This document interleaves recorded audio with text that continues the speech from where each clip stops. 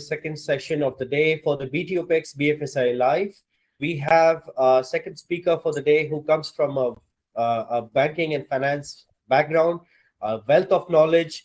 Please join me in welcoming Abhishek.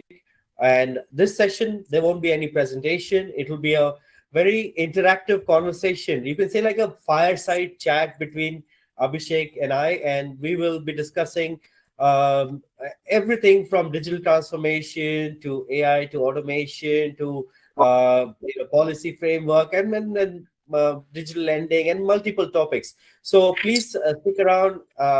And if you have any questions for the audience who is live with us right now, you can ask those questions directly and we'll be more than happy to answer them right away.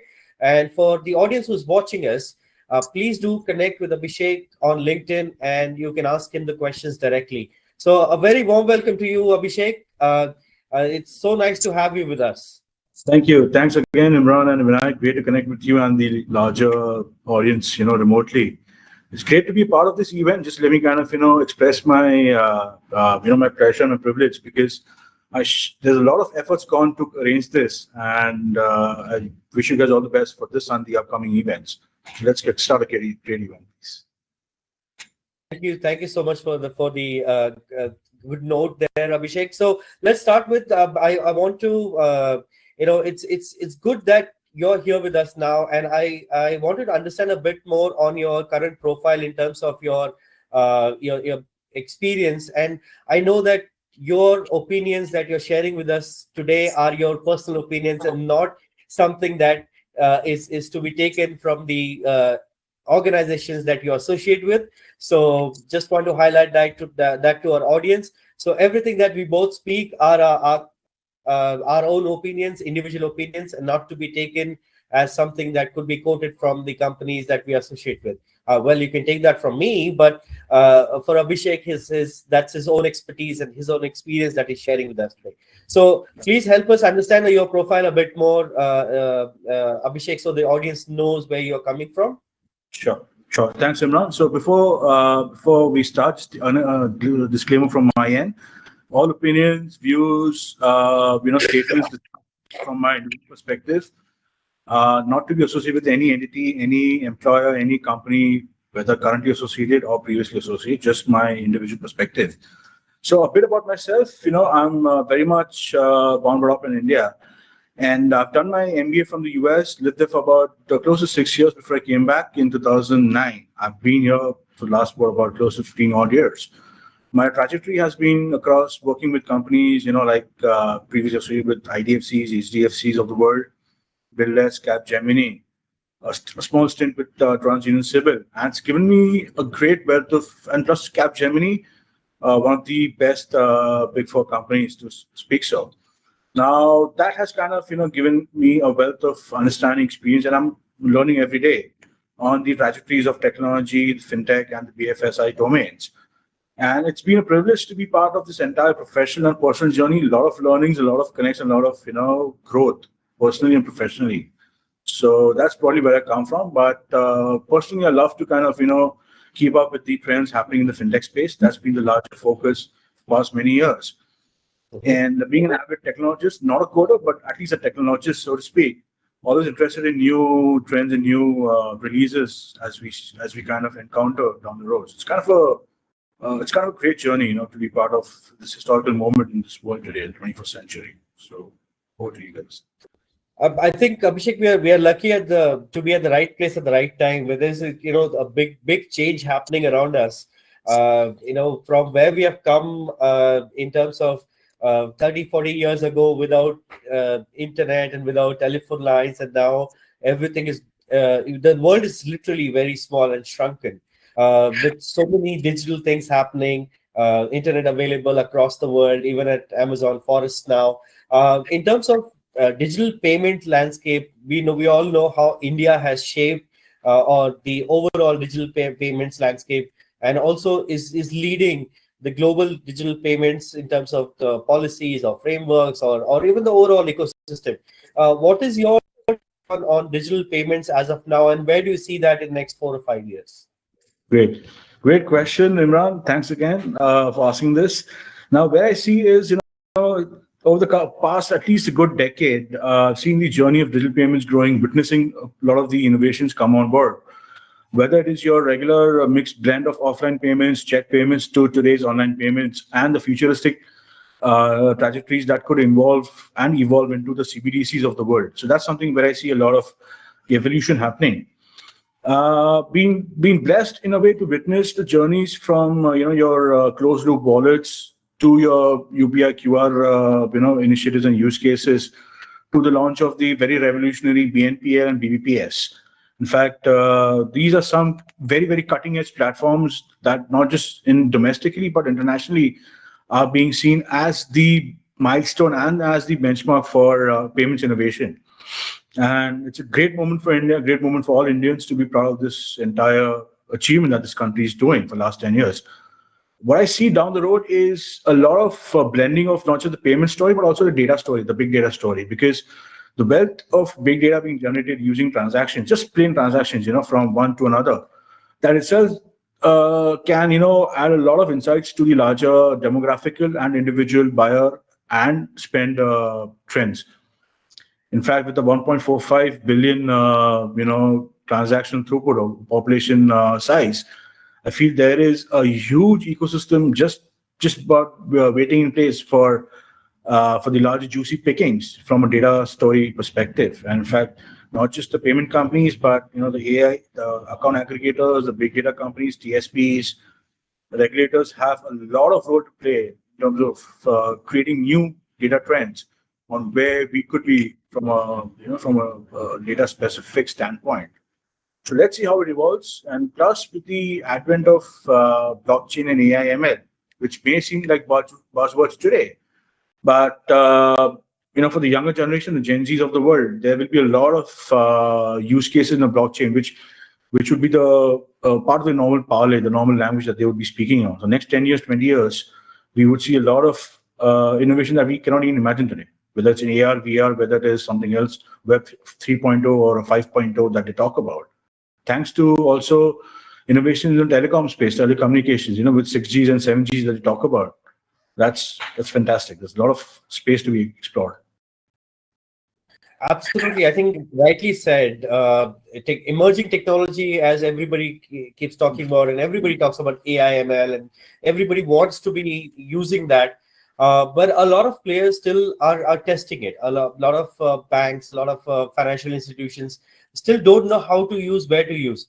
For a layman, AI is as simple as asking your Google Assistant or your Siri for directions or for weather or for tell me a joke, that kind of thing. But the real world application in the business environment in a banking and financial institution could be much wider and could also impact a lot of per se jobs or processes or in customer experience overall. So let's dig a bit deeper on the impact of emerging technology within the BFSI sector. If I have to ask you this, within a bank, how do you think AI will improve the customer experience, or it could, like in current scenario, maybe certain IVRs do not land up in the right way and don't get the right answer. So maybe the prompts are not right. I'm not sure what goes wrong, but what kind of positive pros and cons do you see when AI is being implemented in the banking sector? So, great question, Imran. So let me kind of try and break up this particular statement in two parts. The first is the front end and CI, UI, UX custom aspects, which is the behavioral trends. What I feel is AI, ML would really help sharpen a lot of the predictive buying trends for customers.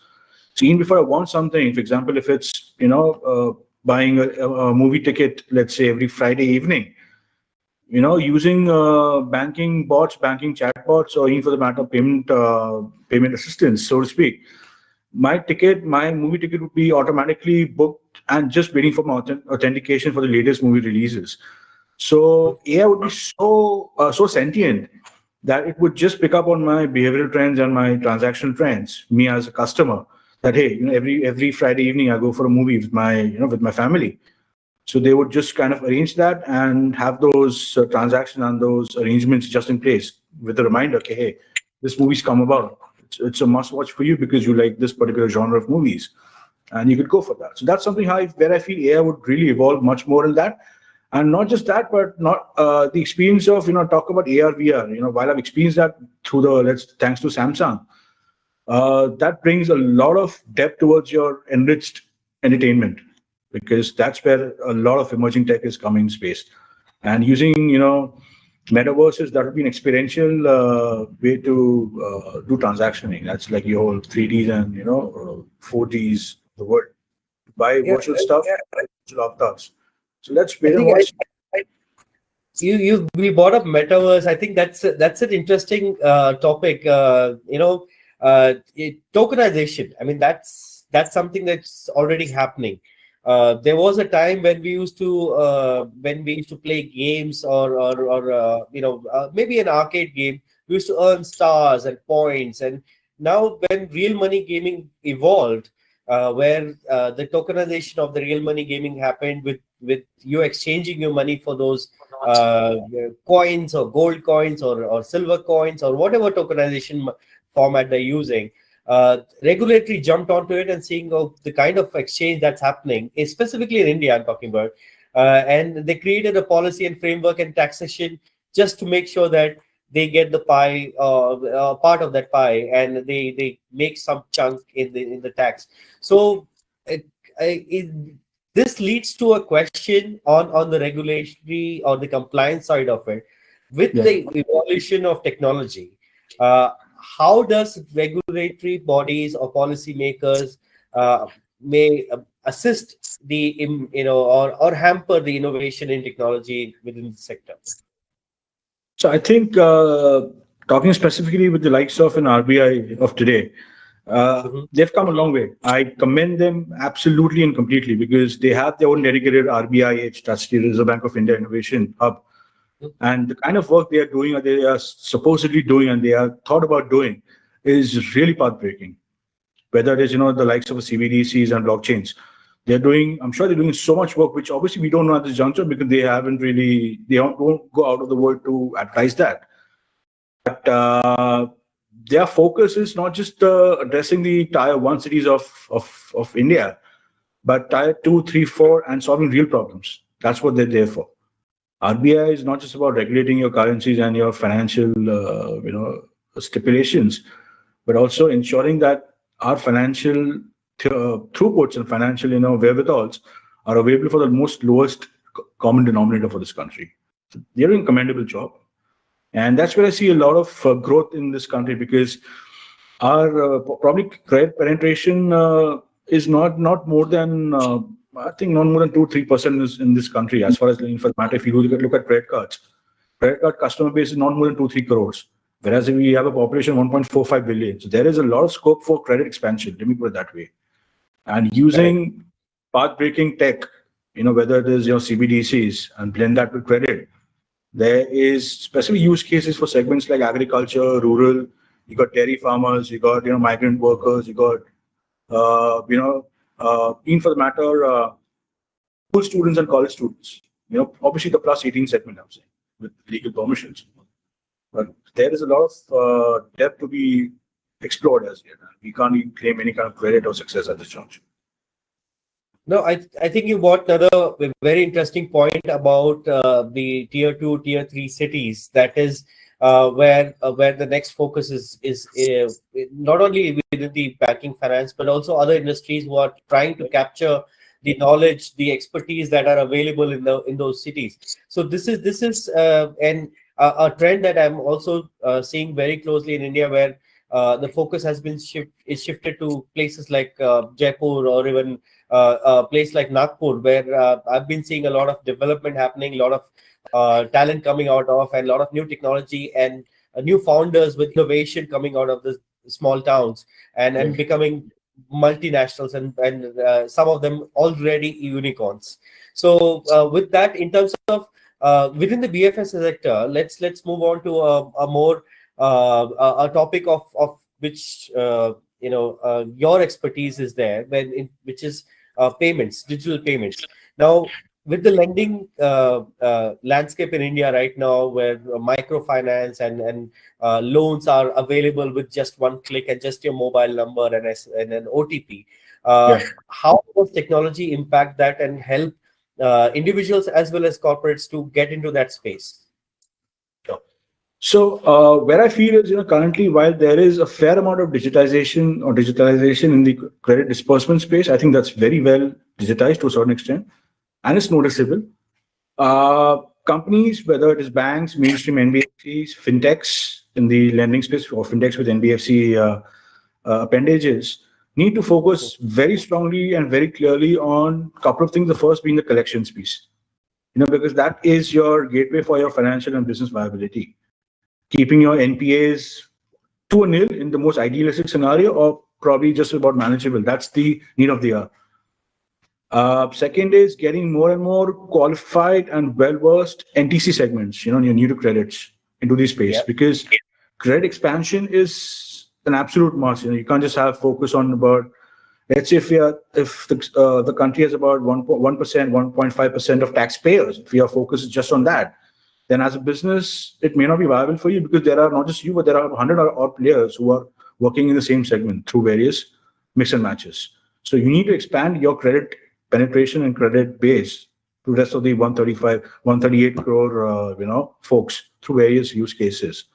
Second is a lot of focus is a must for banks and NBFC. This is my personal opinion on the regulatory space or the reg tech space. It's not just about your credit collections. That's one piece, but also getting your regulatory policies and hours in order using your tech stacks and being in line with what the regulator says. You have to follow. There's no other ways. And especially this is more applicable for fintechs, the young age startups, the young bucks who kind of try to break the trend at various levels. So they need to kind of be a bit more in line towards the regulatory what the big boys and big daddies of the world say. And third is obviously from a big data perspective, which is the big data story. And I'm a very strong proponent of the big data being a commoditable, component where it can be monetized for further growth for fiduciaries, for tech companies, for FMCGs, for e-commerce companies. Data story is huge in this country, and people need to focus on that, not just about making the money through your CASAs, but also through the data storage. That's very important. That's something my individual opinion is what I'm geared towards sharing instruction. Thank you so much for highlighting that. Now, if you have to look at from a global perspective, now India has taken our UPI payment framework and technology to outside India as well. Like for example, if I have to travel to France, I can still make payments in France using my QR code, my Google Pay. So that is only possible because of the cross-border payments that has been facilitated. Where do you see this going? I mean, right now, as Indians, when we travel out, we do the payment. Will they be able to do the same?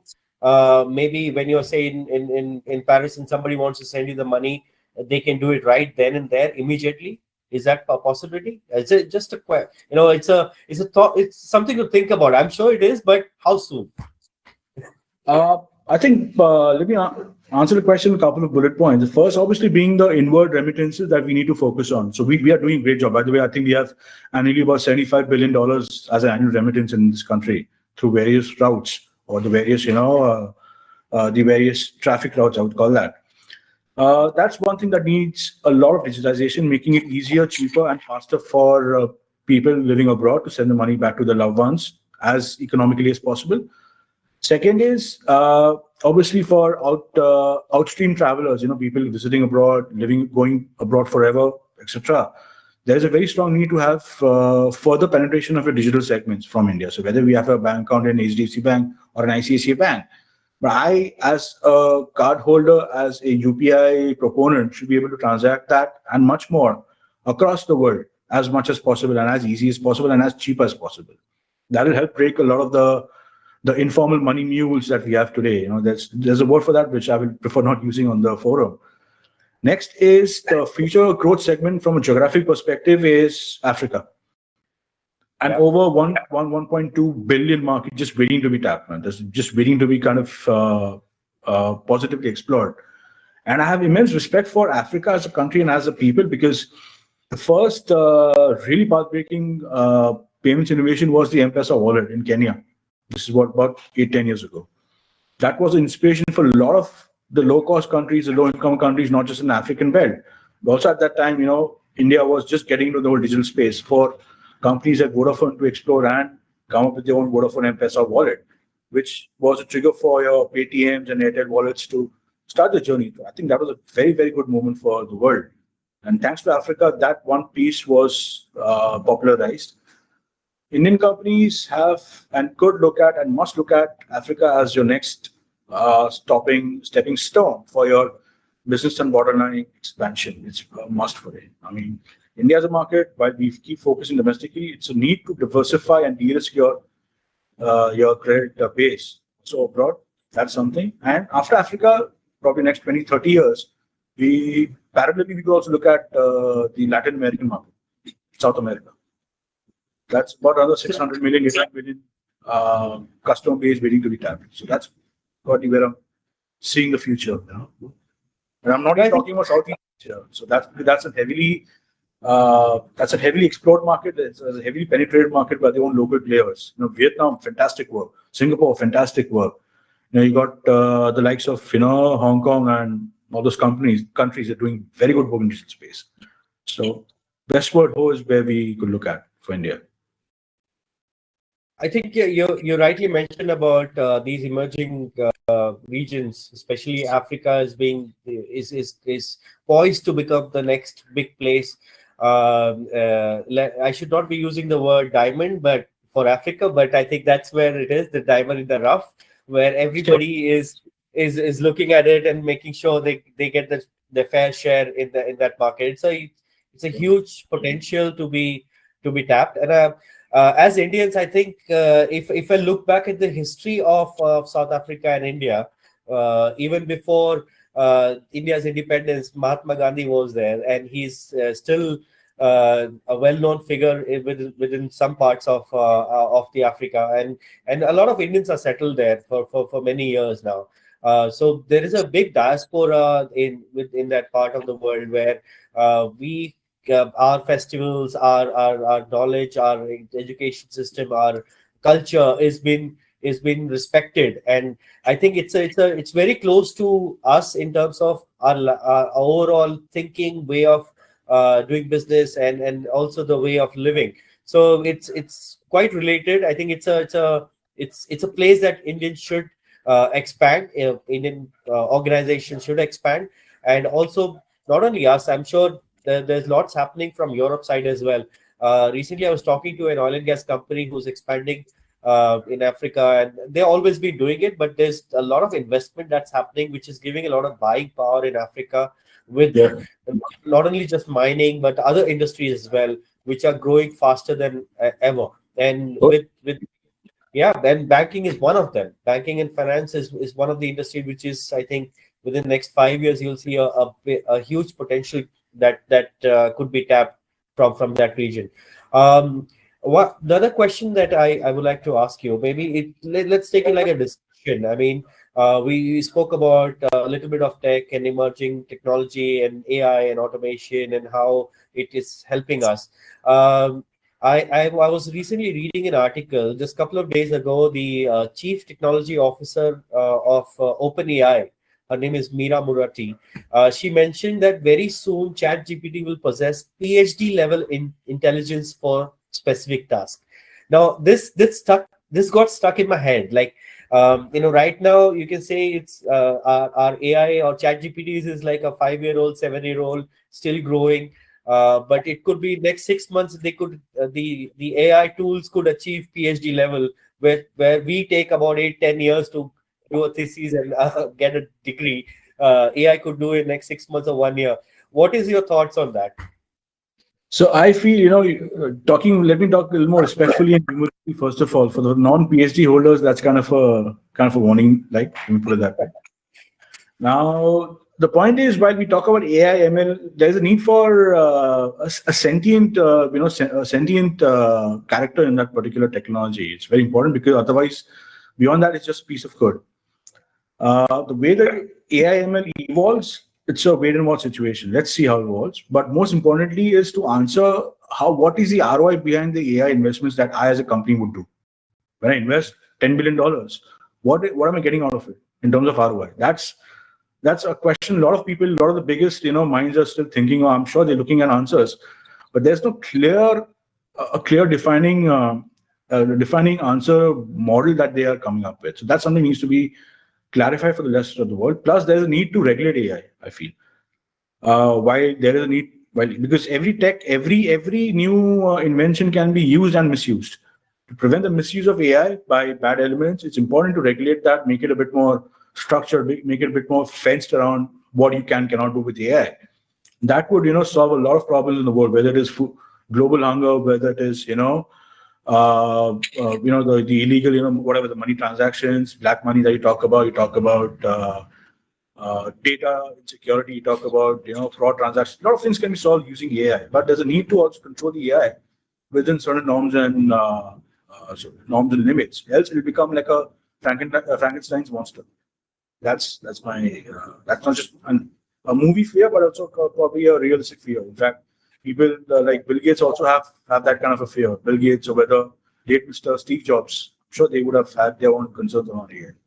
So I think you've said it right, and this is every technology has the positive side and negative side, and can be used. It's a double-edged sword, which needs to be carefully monitored and see how we can control it. I think that's one of the reasons that EU has created an EU AI Act, which was finalized and passed on March 13th this year. So this approval was done. This shows that though we say, yeah, it's making our life easier, AI is is the future, everything is right, everything is fine, but it could also, if we are not able to control it at one point of time, it could take over, and we may not have.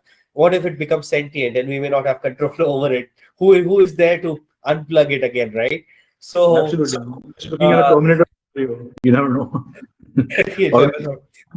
Exactly. I mean, see, we all think about the positive sides, but most of us want to see the benefits of it. Just like in every country, region, or place, or location, or industry, or whatever you want to call it, there are always thinkers who are a little towards the negative side. What if one of them is a tech guru and wants to see the effects of AI in a much more damaging way? I don't know. Time will tell if that's. I'm sure you've heard of or rather been a witness to these Marvel movies. So there is the movie called as Avengers: Age of Ultron, where Ultron is the negative version of the AI, and you obviously have good old Mr. Tony Stark, Iron Man. So that's always good and bad. So it's going to happen. There's another movie on Netflix. I know I'm not promoting that, but I happened to watch it recently. It was very specifically on AI and how it was impacting. And I had a conversation with one of my past speakers on that. The movie is called Atlas. It's on Netflix. And that's an interesting movie on AI and how a very good take on how it can impact our life in the future. That's absolutely possible. When I was looking at it, I was like, okay, this is something which we can see in our life. It's not too far.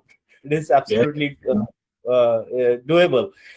So having said that, I think we've just come to a conclusion of our conversation. It is an interesting conversation I'm having with you. I don't want to end it, but we have one more session left, and I want to give our audience a more chance to interact with you when they see this video live after this.